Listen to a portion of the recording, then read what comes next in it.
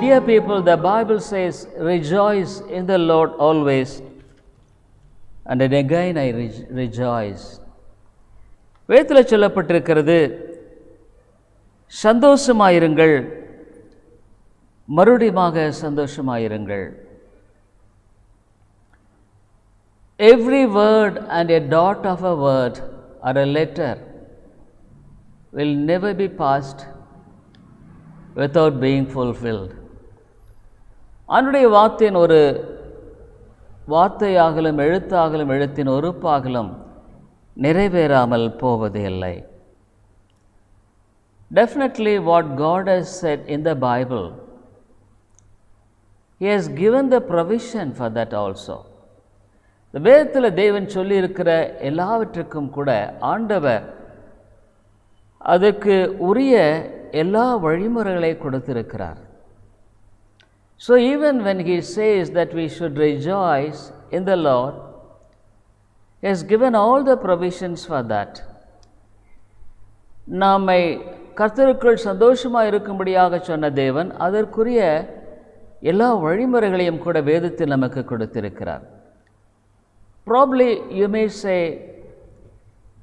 probably the Bible says so, but my life is not a joyful one.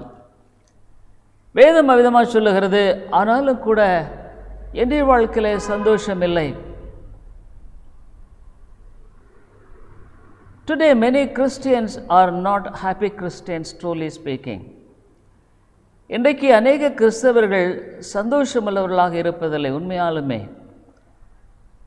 But in Christ we could be happy in all circumstances. கிறிஸ்துவுக்குள்ளாக எல்லா சூழ்நிலைகளிலும் நாம் சந்தோஷமாக இருக்க முடியும். So what are all the things that are preventing us from being joyful? சந்தோஷமாக இருக்க முடியாதபடிக்கு என்ன காரியங்கள் தடை செய்கிறது? The three enemies for the soul the Bible describes. வேதத்தில் நம்முடைய ஆத்துமாவுக்கு 3 எதிராளிகளை குறித்து சொல்லப்படுகிறது. The world, உலகம், the flesh, மாமிசம், and the devil. Dear people, we are being bombarded by these things and we don't know how to overcome those things because we are ignorant of the word of God. இந்த 3 காரியங்கள் நம்முடைய வாழ்க்கையில் அதிகமாக நம்மை பாதிக்கிறது. அவனுடைய வார்த்தை போதிக்கும்படியான காரியங்களை நாம் அறியாமல் இருப்பது நிமித்தமாக இவைகளினால் நாம் அதிகமாய் தாக்கப்படுகிறோம். We don't have joy. நமக்குள்ள சந்தோஷம் இல்லை. There are fears which are trying to take away the joy from us. நம்முடையத்திலிருந்து சந்தோஷத்தை எடுத்து போடும்படியான பயங்கள். The fear of the future, எதிர்காலத்தை குறித்த பயம். The fear of so many things, பலவிதமான காரியங்களை குறித்த பயம். The anxiety, கலக்கம். We don't know how to handle the problems that we face in this world. இந்த உலகத்தில் சந்திக்கிற பிரச்சனைகளை நாம் விதமாக கையாளுவது என்பதை அறியாமல் இருக்கிறோம். The Bible says we have so many problems in this world. இந்த உலகத்தில் அநேக பிரச்சனைகள் உண்டு என்று வேதம் சொல்லுகிறது. Probably some people think when we come to Christ we may not have many problems. இயேசுவினிடத்தில் வரும் பொழுது நமக்கு அதிகமான பிரச்சனை இருக்காது என்பதாக சில மக்கள் எண்ணுகிறது உண்டு. But is it true? அது உண்மைதானா? No. The Bible says for the children of God there are many problems. தேவனுடைய பிள்ளைகளுக்கு அநேக பிரச்சனைகள் உண்டு. But you must never forget the verse attached to that. அதோடு இணைந்த அந்த வசனத்தை நாம் மறந்துவிடக்கூடாது. But in all our afflictions, in all our trials, in all our problems, God rescues us. இந்த எல்லா விதமான பிரச்சனைகள், போராட்டங்கள், கலக்கல் மத்தியில் தேவன் நம்மை விடுதலையாக்குகிறார். He brings all of us victorious when we really depend on Him. அவரை நாம் சார்ந்து வாழும் பொழுது நம்முடைய வாழ்க்கையில் வெற்றியோடு அதை விட்டு கடந்து வர நமக்கு உதவி செய்கிறார். Today we would like to see the second enemy, the flesh. இரண்டாவது எதிராளியாகிய மாம்சத்தை குறித்து இந்த நாளிலே பார்க்கிறோம். Of course the flesh has so many things which have to be dealt. மாம்சம் என்று சொல்லப்படும் பொழுது சொல்ல வேண்டிய அநேக காரியங்கள் உண்டு. But we are going to deal very important aspect, probably the point which we have not dealt it previously. ஆனால் இன்றைக்கு நாம் இதில் ஒரு சில முக்கியமான காரியங்களை இதற்கு முன்பாக பார்த்திராத காரியத்தை குறித்து நான் உங்கள் மத்தியில் பேசும்படியாக விரும்புகிறேன். Probably you may think the flesh is of course lust of the eye, lust of the flesh. கண்களின் இச்சை, மாம்சத்தின் இச்சை என்றாக அதிகமாக நாம் நினைக்கலாம். But dear people, innumerable things are there regarding the flesh. இந்த மாம்சத்தை குறித்து நாம் பார்க்கும் பொழுது கணக்கில் அடங்காத காரியங்கள் அதில் அடங்கி இருக்கிறது. So every day we are being attacked by these things. இவைகளினால நாம் ஒவ்வொரு நாளும் அதிகமாய் பாதிக்கப்படுகிறோம். We must know and understand the reality of salvation in our lives.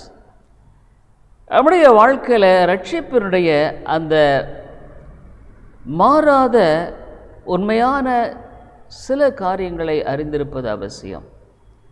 Many of us think that our sins are being washed away and we will go to heaven. நம்முடைய பாவங்கள் மன்னிக்கப்படுகிறது, நாம் பரலோகத்துக்கு போவோம். No doubt about it, that's true. அது நிச்சயம் உண்மைதான். But what about the present life that we live in this world?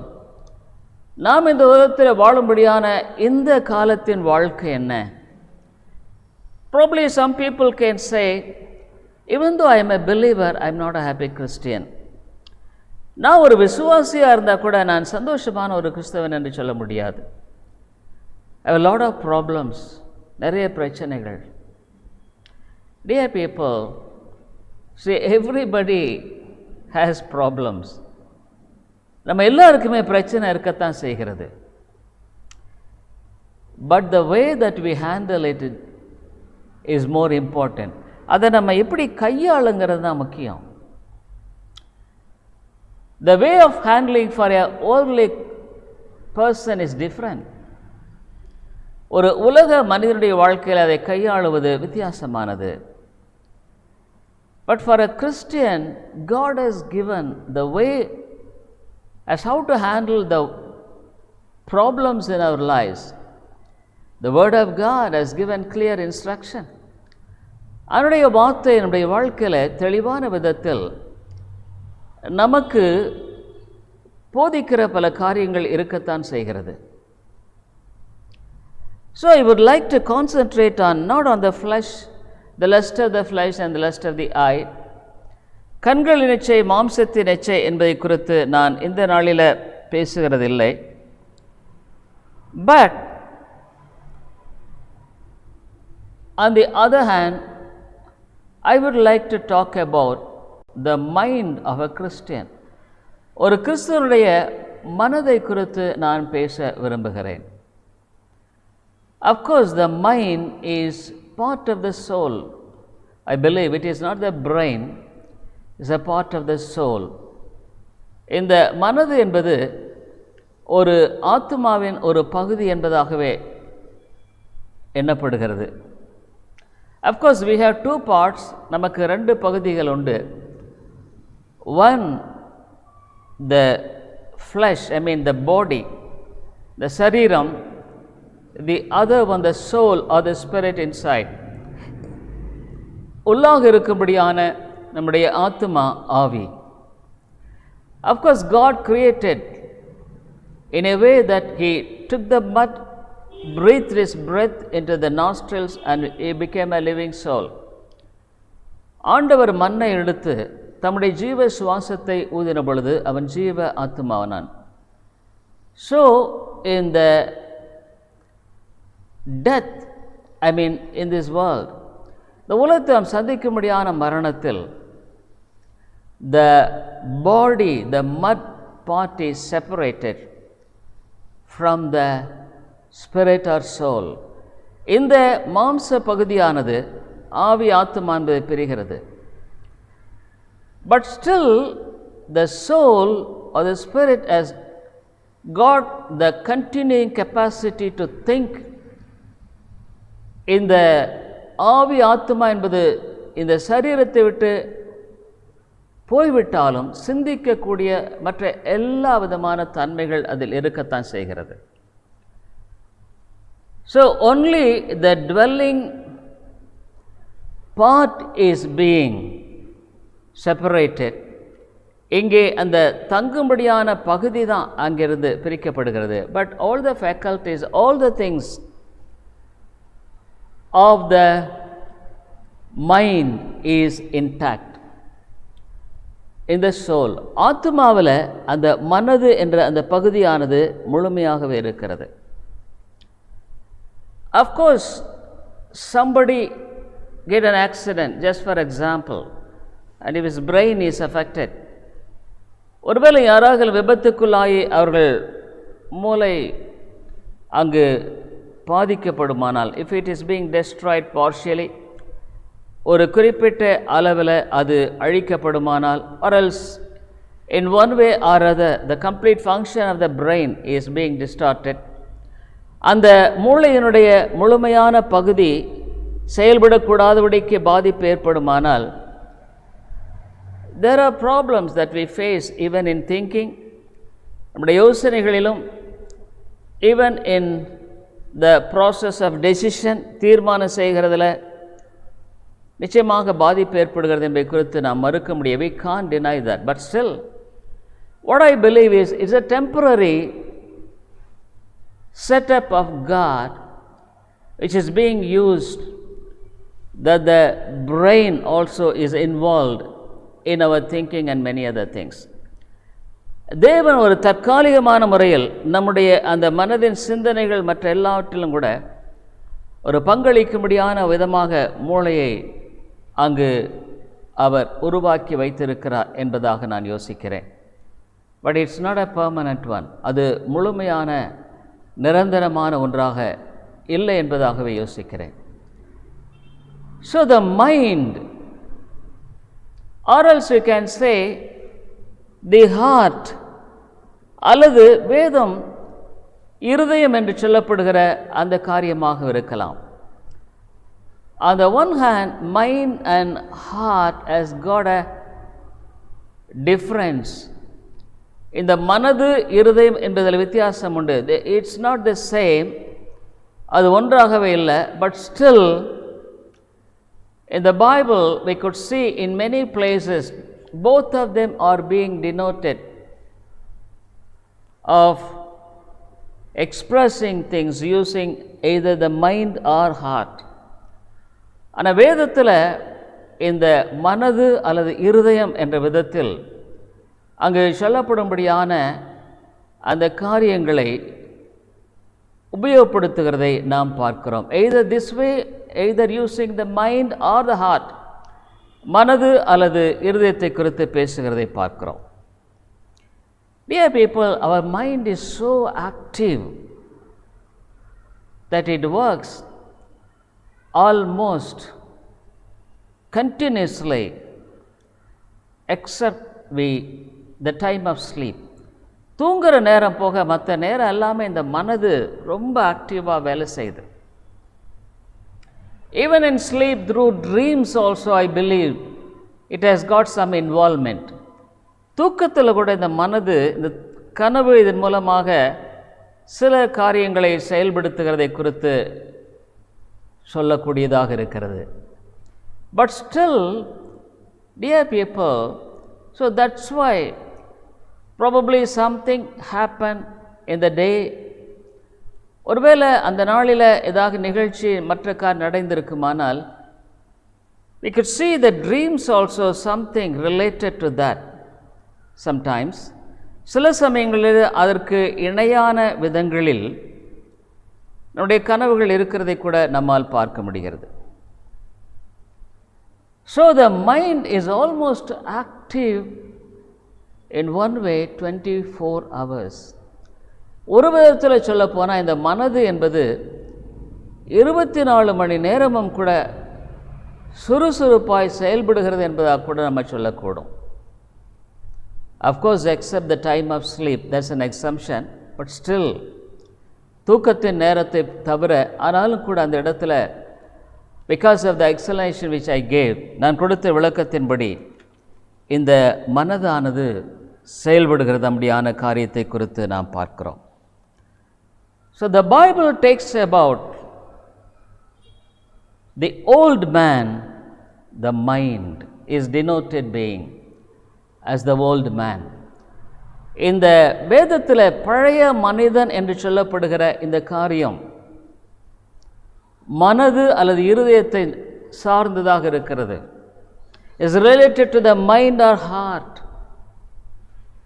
So when a person is saved, ஒரு மனிதன் ரட்சிக்கப்படும் பொழுது, the function of that mind should be changed. அந்த மனதின் செயல்பாட்டில் மாற்றம் காணப்படுவது மிக அவசியம். Or else the change in the heart, அந்த இருதயத்தில் காணப்பட வேண்டிய அது மாற்றமானது முக்கியமானது. So the Bible again and again says, put off the old man. அந்த பழைய மனுஷனை களைந்து போடு என்று வேதம் சொல்லுகிறது. Or else we can say, put off the old mind. அந்த பழைய மனதை களைந்து போடுப்பா. There comes the problem. அதான் பிரச்சனை.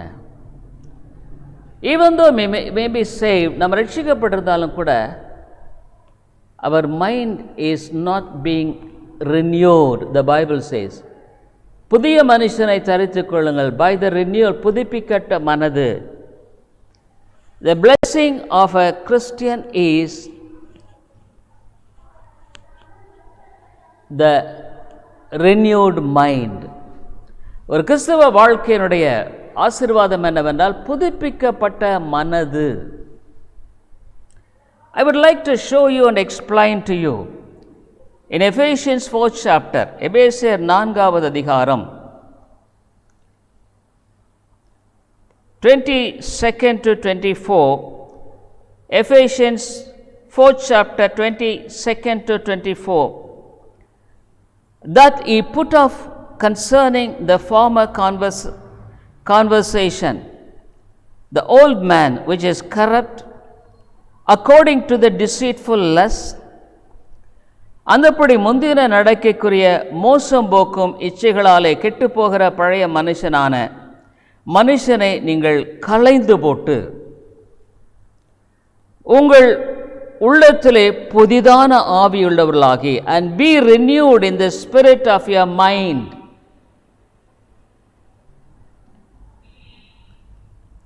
And that he put on the new man, which after God is created in righteousness and true holiness. மெய்யான நீதியிலும் பரிசுத்தத்திலும் தேவனுடைய சாயலாக சிருஷ்டிக்கப்பட்ட புதிய மனுஷனை தரித்துக் கொள்ளுங்கள். Of course, I am the same even when I am converted. Is there any change in my bodily color or anything else? நான் ரட்சிக்கப்படும் பொழுது ஒரு மனுஷனாக என்னுடைய நிறமோ மற்றதோ மாறுகிறதா? No, not at all. எதுவுமே நேரிடுகிறது இல்லை. Absolutely the same, அதே தான். But where is the change that is taking place? அந்த மாற்றம் எங்கே நேரிடுகிறது? That is in the mind, the heart. அதுதான் அந்த மனது இருதயத்தில் நேரிடுகிறதாக இருக்கிறது. So here beautifully he explains it. இதை ரொம்ப அழகாக அவர் சொல்லும்படியான காரியத்தை குறித்து நாம் பார்க்கிறோம். He asks us to put off the old man. பழைய மனுஷனை நீ களைந்து போட்டுடணும்பா. It is not automatically taking place when you are saved. நீ ரட்சிக்கப்படும் பொழுது அது தானாக நடைபெறும்படியான ஒரு காரியம் அல்ல. Of course, the Spirit of God is dwelling in us. பரிசுத்த ஆவியானவர் நமக்குள் வாசம் பண்ணுகிறார். He guides us, He leads us. அவர் நம்மை வழிநடத்துகிறார். அவர் அவிதமாக தொடர்ந்து நமக்கு இவ்விதமான காரியத்தை காட்டுகிறார். But still there is a responsibility in us that we must take initiation to put off the old man. ஆனாலும் கூட அந்த பழைய மனுஷனை களைந்து போடும்படியான காரியமானது நம்முடைய வாழ்க்கையில் நடைபெற வேண்டிய ஒரு முக்கியமான ஒரு காரியம். I have been explaining that we are bombarded with so many thoughts, thousands and thousands and crores of thoughts in the mind. இந்த மனதில் அநேக வேளைகளில் கோடி கணக்கான எண்ணங்களானது எழும்பி வருகிறதை பார்க்கிறோம். Of course, there are times in which we are joyful. சில சமயங்களில் நாம் சந்தோஷமுள்ளவர்களாக இருக்கிறோம். But most of the time we are not joyful. ஆனால் அநேக சமயங்களில் நம்ம சந்தோஷமா இல்லையே. We are upset, கலங்கி போயிடுறோம்.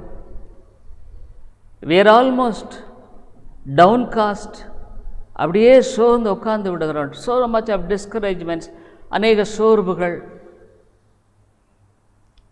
no joy, சந்தோஷம் இல்லை. Our thoughts are full of negativity, அதாவது எதிர்மறையான காரியங்களை கொண்டதாகவே நம்முடைய சிந்தனைகள் காணப்படுகிறது.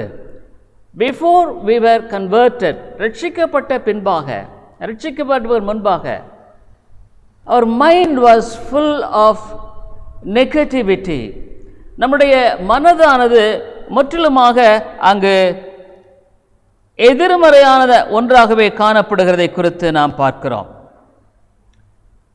In Jeremiah 17:9, எரேமியா 17:9 அதிகாரத்தில் the Bible describes of the negativity, the fallen condition of the mind of a person. ஒரு மனிதனுடைய அந்த விழுந்து போன மனதின் நிலையை குறித்து பேசுகிறது. The heart is deceitful. The mind is deceitful above all things and desperately wicked. Who can know it? எல்லாவற்றை பார்க்கலும் மனது திருக்குள்ளதும் மகா கேடுள்ளதுமாயிருக்கிறது. அதை அறியத்தக்கவன் யார்? Sometimes we get terrible thoughts. பயங்கரமான எண்ணங்கள் நம்மை பாதிக்கிறது. We can't even express or tell others the thoughts that are coming in our mind. சில சமயங்களுடைய மனதில் ஏற்படுகிற அந்த எண்ணங்களை யாரிடத்திலும் சொல்லக்கூடாத அளவுக்கு மிக பயங்கரமான விலை கூட காணப்படுகிறது. So in various ways we are being really confused, perplexed, fearful, குழப்பமடைந்தவர்களாக, நம்முடைய வாழ்க்கையில் தடுமாறுகிறவர்களாக, பயப்படுவர்களாக, all the thoughts are coming. அந்த எண்ணங்களானது வருகிறது. Just for example, I would like to take about worry. கவலையை பற்றி நான் பேசுகிறேன். A lot of thoughts about worries. கவலைகளை குறித்த பல எண்ணங்கள் வந்து கொண்டே இருக்கிறது. What will you do for this? இதற்கு நீ என்ன செய்ய போற? What shall I do for this problem? இந்த பிரச்சனைக்கு நான் என்ன செய்ய போறேன்? Suppose if it doesn't work what I plan, what will happen? நான் திட்டமிடுகிற இந்த வழியில் இது போகலைன்னா என்ன நடக்கும்? What about the future of my children? என்னுடைய பிள்ளைகளுடைய எதிர்காலத்தை குறித்த காரியம் என்ன? Dear people, in so many ways, mind is occupied with lot of worries. அநேக கவலைகளினால இந்த மனதானது பாதிக்கப்படுகிறது. Probably it may come years after, it may come or it may not come. அது அநேக வருடங்கள் கழித்து அது வரலாம், வராமலும் போகலாம். But you are being tormented almost by the worries which may come year afterwards.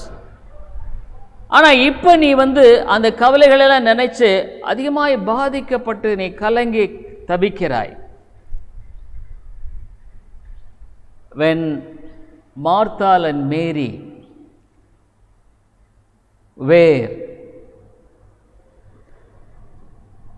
in the house and Jesus was there, இயேசு இருந்த பொழுது மார்த்தாள் மரியாள் அவங்க வீட்டில் இருந்த பொழுது ஆண்டவர் சொன்னார், Martha, you are worrying a lot about so many things. மார்த்தாளே, நீ அநேக காரியங்களை குறித்து கவலைப்பட்டு கலங்குகிறாய். not only worrying, you are completely confused, perplexed. நீ குழம்பி போய் நீ ரொம்ப தடுமாறிட்டு இருக்கிற. but there is only one thing that you must seek. நீ தேட வேண்டியது ஒன்றே ஒன்று தான். Mary has done that.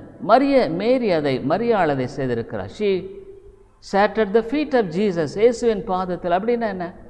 she surrendered, or else priority is for God. தேவனுக்கு முக்கியத்துவம் கொடுக்கும்படியான ஒரு நிலைக்குள்ளாய் காணப்படுகிற ஒரு காரியத்தை குறித்து சொல்லப்படுகிறது. Dear people, heart is deceitful. வஞ்சகமானது. Mind is deceitful and above all wicked. பொல்லாததும் திருக்கும் மகா கெடுள்ளதுமான இந்த மனது.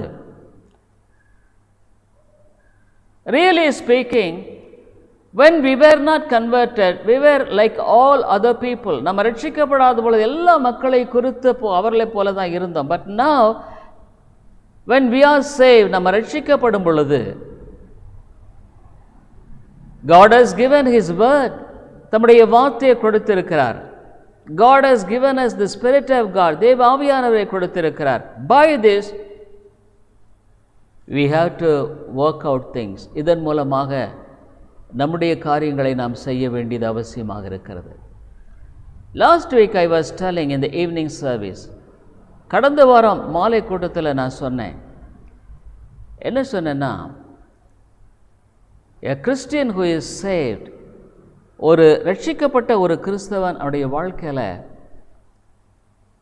அவன் ரட்சிப்பு நிறைவேற பிரயாசப்படுகிறவனாய் காணப்படுவான்.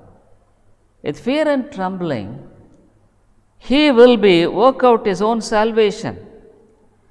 அவனுடைய ரட்சிப்பு நிறைவேறும்படியாக அவன் பயத்துடன் நடுக்கத்துடன் செயல்படுவான். This is one of the most important sign I could say in the Christian life. கிறிஸ்தவ வாழ்க்கையில் இது ஒரு முக்கியமான காரியம் என்பதாக நான் உங்களுக்கு சொல்லுகிறேன். Philippians 2nd chapter 12th verse. பிலிப்பியருக்கு நிருபம் 2வது அதிகாரம்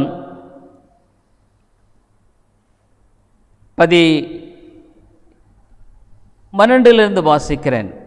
பிலிப்பியர் 2:12 Wherefore, my beloved, as ye have always obeyed, not as in my presence only, but now, much more in my absence, work out your own salvation with fear and trembling. ஆதலால் எனக்கு பிரியமானவர்களே, நீங்கள் எப்பொழுதும் கீழ்ப்படுகிறபடியே நான் உங்களுக்கு சமீபமாய் இருக்கும் பொழுது மாத்திரமல்ல, நான் தூரமாய் இருக்கிற இப்பொழுதும் அதிக பயத்தோடும் நடுக்கத்தோடும் உங்கள் ரட்சிப்பு நிறைவேற பிரயாசப்படுங்கள். வித் ஃபியர் அண்ட் ட்ரம்பிளிங், பயத்தோடு நடுக்கத்தோடு. Work out your own salvation, உங்களுடைய ரட்சிப்பு நிறைவேற நீங்கள் பிரயாசப்படுங்கள். What is this fear? Holy fear, பரிசுத்த ஒரு பயம். இந்த பயம். Trembling means not depending on myself but depending on God and looking for His help. என்னை நான் சார்ந்தல்ல, தேவனை சார்ந்து அவருடைய உதவிக்காக எதிர்பார்த்து. So every day I am conscious that I am a child of God. ஒவ்வொரு நாளும் நான் ஒரு தேவனுடைய பிள்ளை என்ற உணர்வு இருக்கும். Suppose if we commit a sin, we will be pricked in the heart. நம்ம பாவம் செஞ்சிட்டோம்னா இருதயத்தில் குத்தப்படுவோம். So everyday process it is that we have to live with fear and trembling.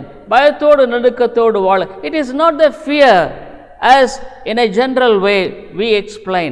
நம்ம பொதுவாக பயம் என்று விளக்கப்படுத்துகிறோம், அதுவல்ல அது. The fear of God, தெய்வ பயம். The second verse says, 13th verse, for it is God which worketh in you both to will and to do His good pleasure. ஏனெனில் தேவனே தம்முடைய தயவுள்ள சித்தத்தின்படி விருப்பத்தையும் செய்யும் உங்களில் உண்டாக்குறவராயிருக்கிறார். It is God behind the scene works in you to will and to do His good pleasure. பின்னால ஆண்டவர் நம்முடைய வாழ்க்கையில் நாமே செயல்படுவதை போல அவருடைய சித்தத்தை விரும்பவும் அதன்படி செய்யவும் அவர் செயல்படுகிறார். This is the reality. But it's a beautiful thing that God works in such a way we ourselves work it out. ஆவியானவர் நம்முடைய வாழ்க்கையில் நாமே அது செயல்படுகிற விதமாக அந்த காரியத்தை செயல்படுத்துகிறார். How beautiful it is. என்ன ஒரு அழகான ஒரு காரியம். In the same way, அதே விதத்தில் God works in you to will and to do His good pleasure in the renewal of your mind. இந்த மனதின் புதுப்பிக்கிற காரியத்தில் தேவன் அந்த விருப்பத்தையும் செய்கையும் உங்களில் உண்டாக்குறவராக இருக்கிறார். Even today as we meditate this God's word, இந்த நாளில் அவனுடைய வார்த்தையை நாம் சிந்திக்கும் பொழுது, it is God who is speaking to you. தேவன் உன்னோடு கூட பேசுகிறவராக இருக்கிறார். It is God who wants you to be happy in God. தேவனில் சந்தோஷமாக இருக்கும்படியாக தேவன் விரும்புகிறவராக இருக்கிறார். So this mind should be renewed. This is the biblical teaching. இந்த மனதானது புதுப்பிக்கப்பட வேண்டியது அவசியமாக இருக்கிறது. So from the mind lot of things are coming. இந்த மனதிலிருந்து நிறைய காரியங்கள் வருகிறது. In Ephesians 4:31, எபேசியர் 4:31 வாசிக்கிறோம், let all bitterness and wrath and anger and clamor and evil speaking be put away from you with all malice. சகலவிதமான கசப்பும் கோபமும் மூர்க்கமும் கூக்குரலும் தூஷணமும் மற்ற எந்த துர்க்குணமும் உங்களை விட்டு நீங்க கடவது. Very few things are being mentioned here. ஒரு சில காரியங்கள் தான் இங்கே குறிப்பிட்ட, but innumerable things, crores and crores of things are coming out of the mind and makes us miserable. மனதிலிருந்து பலவிதமான காரியங்கள் வந்து, suppose something would have happened, எதாவது நடந்திருக்கும், our mind is completely, why is this happen, why is this happen, ஏன் இது நடந்தது, ஏன் இது நடந்தது. Suppose if you have a disease, ஒரு வியாதி இருக்கு, why it has come to me, ஏன் எனக்கு இது விதமாக வரணும், some weakness, ஏதோ பலவீனம், why. So many crores and crores of things are coming up. கோடி கோடி கணக்கான காரியங்கள் வந்து கொண்டே இருக்கிறது.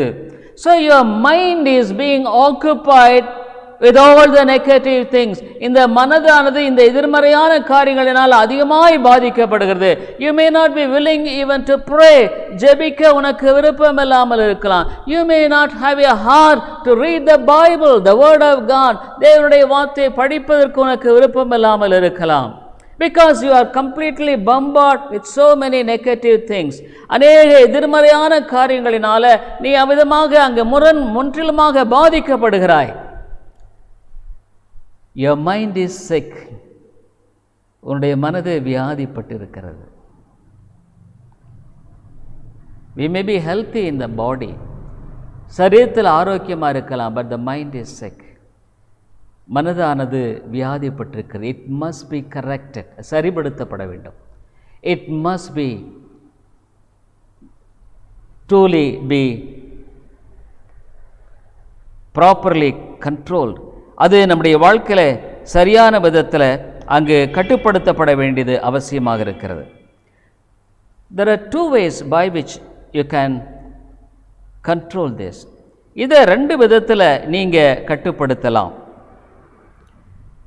On the one hand, it has a positive side. On the other hand, it's a negative side. ஒரு பக்கத்தில் பார்த்தா அதை எதிர்மறையான விதத்தில் கையாளும்படியான ஒரு காரியமாக இருக்கிறது. இன்னொரு விதத்தில் பார்ப்பீர்களானால் அது நேர்மறையான விதத்தில் கையாளப்படும்படியான ஒரு காரியமாக இருக்கிறது. இந்த ரெண்டு காரியங்களை குறித்து நாம் பார்க்கும் பொழுது, because our time is limited, I am going to explain it in the evening as well. மாலையை நான் விவரிக்கிறேன். You just see 2 Corinthians 10:5. 2 கொரிந்தியர் 10வது அதிகாரம் 5வது வசனத்தை நாம் பார்க்கும் பொழுது, 2 கொரிந்தியர் 10வது அதிகாரம் 5வது வசனத்தை நாம் இவ்விதமாக வாசிக்கிறோம். பவுல் என்ன சொல்லுகிறார்? casting down imaginations and every high thing that exalteth itself against the knowledge of God, and bringing into captivity every thought to the obedience of Christ.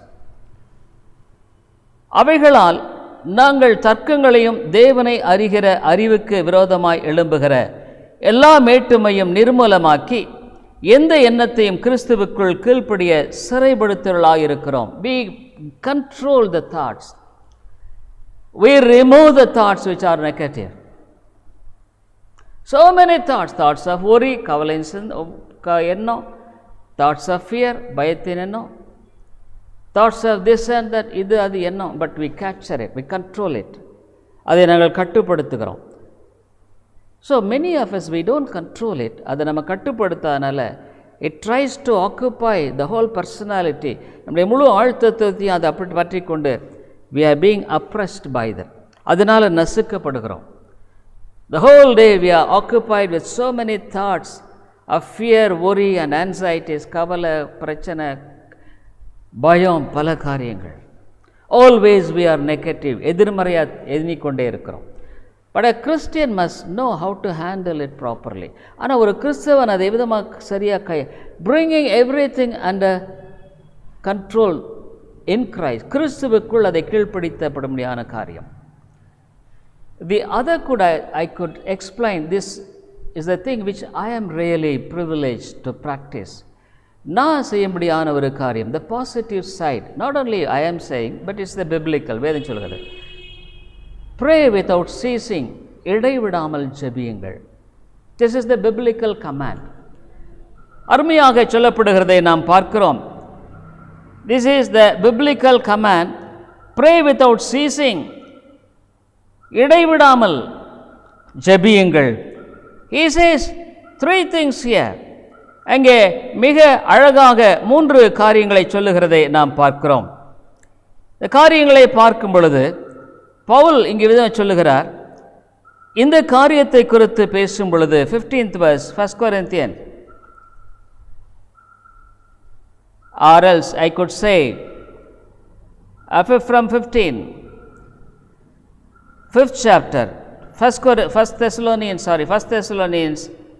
5:15, ஒருவனும் மற்றொருவன் செய்யும் தீமைக்கு தீமை செய்யாதபடி பாருங்கள், உங்களுக்குள்ளும் மற்ற யாவருக்குள்ளும் எப்பொழுதும் நன்மை செய்ய நாடுங்கள். See that none render evil for evil unto any man, but ever follow that which is good, both among yourselves and to all men, seeking good for you and all men. Rejoice evermore. எப்பொழுதும் சந்தோஷமாயிருங்கள். 17, pray without ceasing. இடைவிடாமல் ஜெபம் பண்ணுங்கள். In everything give thanks. எல்லாவற்றிலும் ஸ்தோத்திரம் செய்யுங்கள். For this is the will of God in Christ Jesus concerning you. அப்படி செய்வதே கிறிஸ்து இயேசுவுக்குள் உங்களை குறித்து தேவனுடைய சித்தமாயிருக்கிறது. Pray always without ceasing. இடைவிடாமல் ஜெபியுங்கள். So when your mind is engaged in prayer, உங்களுடைய மனதானது ஜெபத்திலே அவிதமாக தரித்திருக்கும் பொழுது, all the negative things which comes tries to push in, உள்ள வந்து உங்களை தாக்கும்படியான எல்லா விதமான இந்த எதிர்மறையான காரியங்கள், they will be repelled. அங்கே உள்ளே புகாதபடிக்கு எதிர்த்து தெரிச்சு போயிருன்னு சொல்கிறாங்க இல்லைங்களா. ஒரு கண்ணாடி கிளாஸில் தண்ணி போட்டால் அது போகாது. It will. So your mind will be like a glass when you really exercise the spiritual practice. இந்த ஆவிக்குரிய இந்த பயிற்சியை நீங்கள் செய்யும் பொழுது உங்களுடைய மனது ஒரு கிளாஸை போல் ஆகிடுது.